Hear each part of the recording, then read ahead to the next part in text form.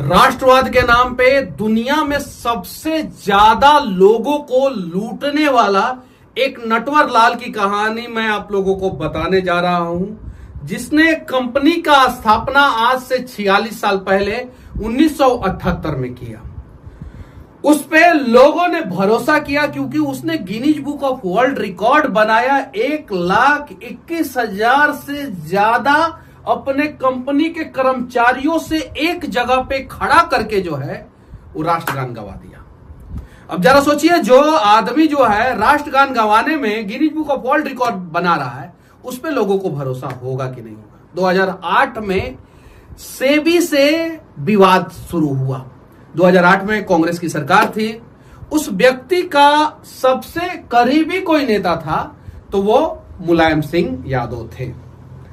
उस व्यक्ति का नाम आप लोगों को पता ही होगा, जिसने सहारा इंडिया परिवार को जो है बेसहारा कर दिया। और जैसे दुनिया का सबसे बड़ा मरुस्थल जो है वो सहारा है, और जब आप बालू को हाथ में लेते हैं और कुछ देर जो है छोड़ देते हैं तो वो अपने आप फिसल के जो है आपके हाथ को खाली कर देता है। वैसे ही लोगों ने मेहनत करके इन्वेस्टमेंट किया सहारा इंडिया परिवार में। उन्हें लगा कि सहारा इंडिया परिवार जो है हमें सपोर्ट करेगा और हमें कभी बेसहारा नहीं होने देगा। लोगों ने सहारा इंडिया का झंडा उठा लिया।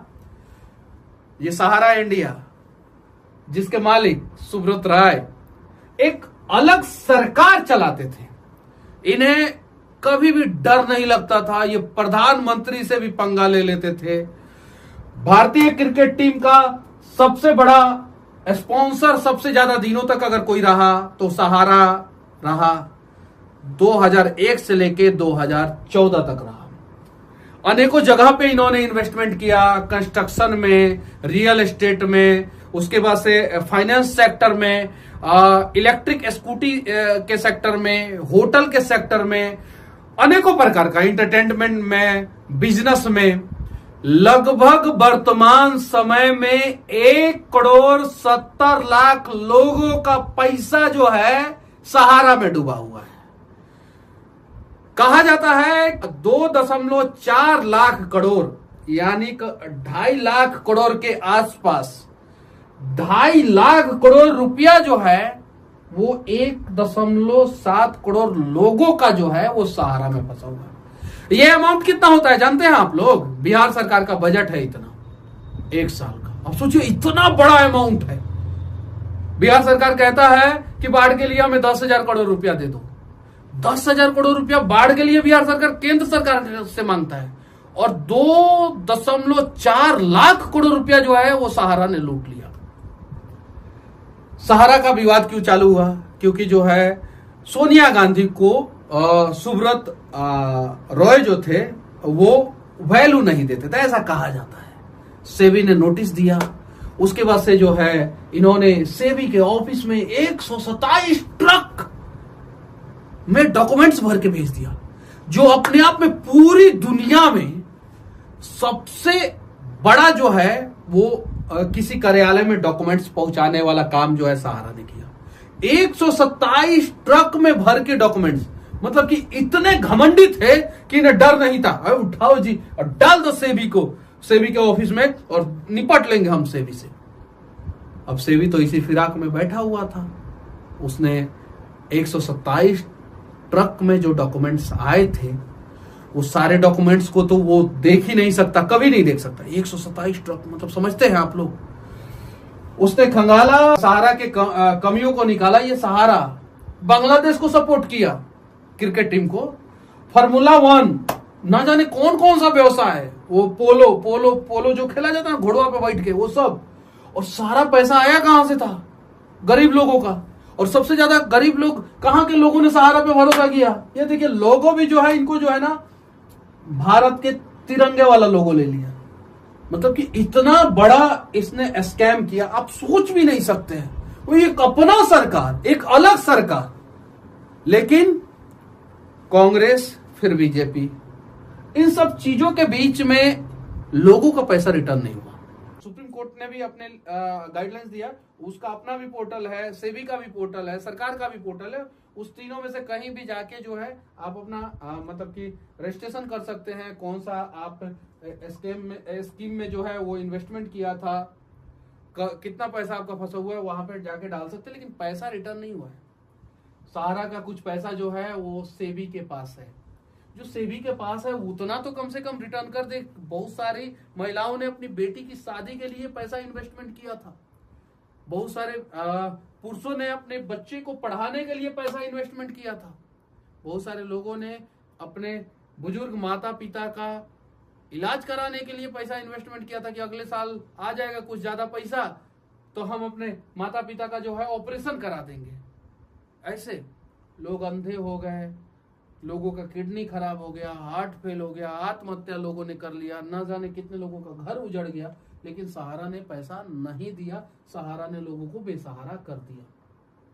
गोरखपुर से इस कंपनी की शुरुआत होती है। मैंने कम से कम इस कंपनी के स्कैम के ऊपर 50 वीडियो बनाया है और मैं पहला व्यक्ति हूं पूरे भारत का जिसने सहारा के हेडक्वार्टर में घुस के वीडियो बनाया। सुब्रत रॉय जहां रहते हैं वहां पे जाके वीडियो बनाया और सहारा का जो हॉस्पिटल है वहां पे अंदर घुस के वीडियो बनाया। सहारा के अनेकों प्रॉपर्टी के अंदर घुस के वीडियो बनाया।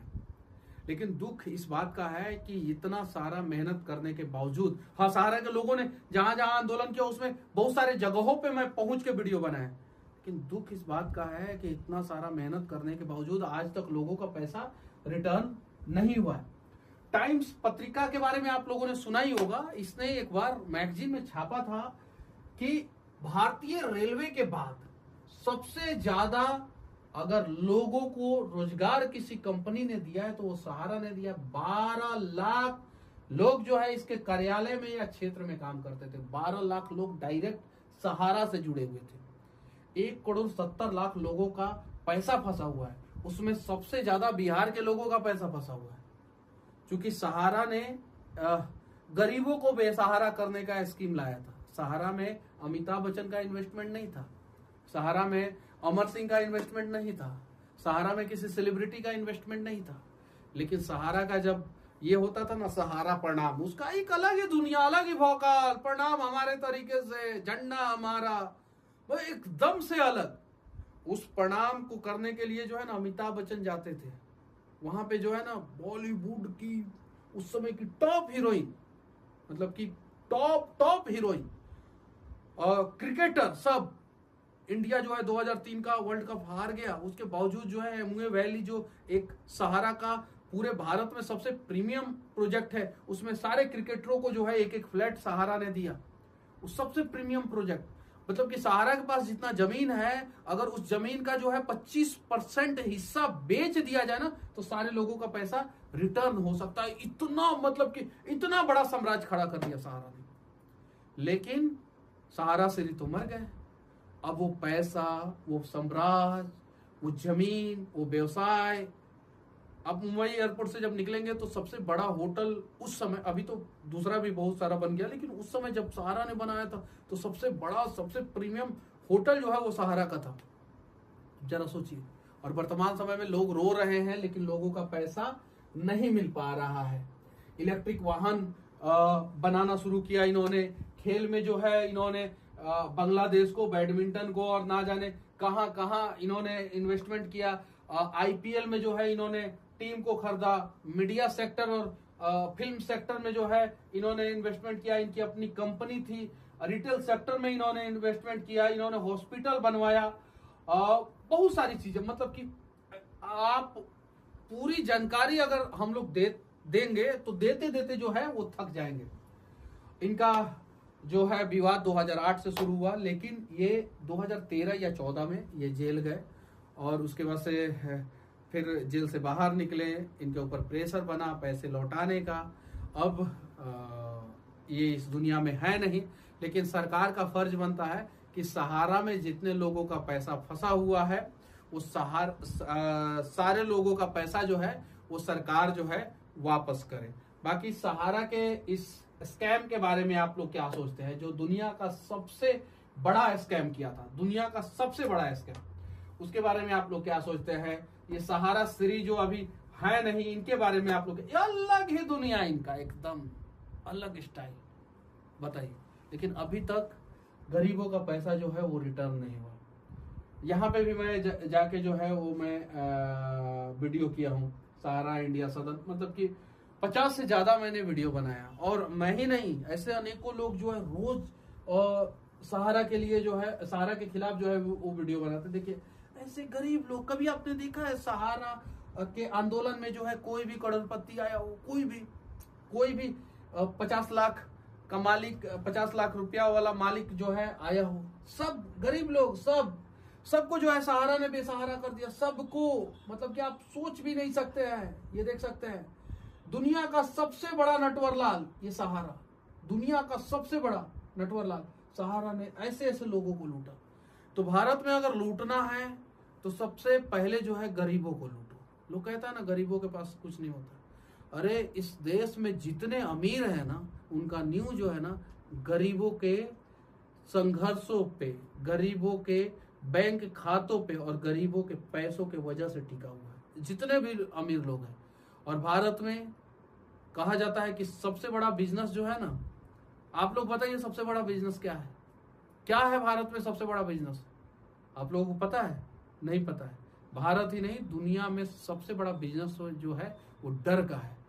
और मिडिल क्लास और गरीब लोगों को अपने लाइफ सेट करने का डर था, और उसी डर का बिजनेस सहारा ने किया कि हम आपका डर दूर करेंगे, हम आपका जीवन सेट कर देंगे, आप हमारे बैंक में, आप हमारे फाइनेंस सेक्टर में, आप हमारे स्कीम में जो है वो इन्वेस्टमेंट करें। लोग डरे हुए थे, लोगों ने सोचा कि इसमें इन्वेस्टमेंट कर देंगे तो हम जो है बच जाएंगे, हमारा भविष्य बच जाएगा। और आज जो है लोगों का भविष्य बर्बाद हुआ, सहारा कंपनी बर्बाद हुआ, सहारा श्री जो है वर्तमान समय में नहीं है।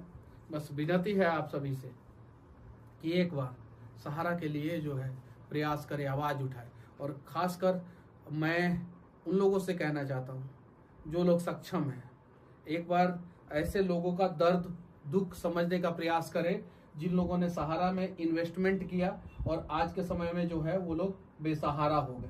बस मैं आप लोगों से विनती करना चाहता हूं कि एक बार जो है गरीबों के लिए आवाज उठाए, प्लीज, विनती है। सहारा के जो एजेंट है उन्हें लोग गांव में जो है मारने के लिए दौड़ते हैं। 90% एजेंट तो गांव छोड़ दिए, उनका दुनिया उजड़ गया। वो अपने परिवार वालों से मिल नहीं पाते हैं, परिवार वालों को फोन नहीं कर पाते हैं। अगर कहीं गलती से सहारा का एजेंट किसी को दिख जाता है तो लोग मारना पीटना शुरू करते हैं। और ना जाने कितने सहारा का एजेंट ने आत्महत्या कर लिया, और ना जाने कितने सहारा के एजेंट को मार दिया गया। वो सहारा के वो ईमानदार एजेंट, अरे मतलब कि इनके दुख को जो है थोड़ा सा बांटने का प्रयास करें। आप शायद इनके दुख को नहीं समझ पाएंगे अगर आप सहारा कंपनी के फ्रॉड का अगर शिकार नहीं हुए हैं तो समझिए। और प्रयास किया जाए कि सहारा में जितने भी लोगों का पैसा फंसा हुआ है वो सारे के सारे लोगों का पैसा मिल जाए। बाकी सहारा के फ्रॉड के बारे में, दुनिया का सबसे बड़ा नटवर लाल के बारे में आप लोग क्या सोचते हैं? सहारा का पैसा जो है गरीबों को कब मिलेगा, इसके बारे में क्या सोचते हैं?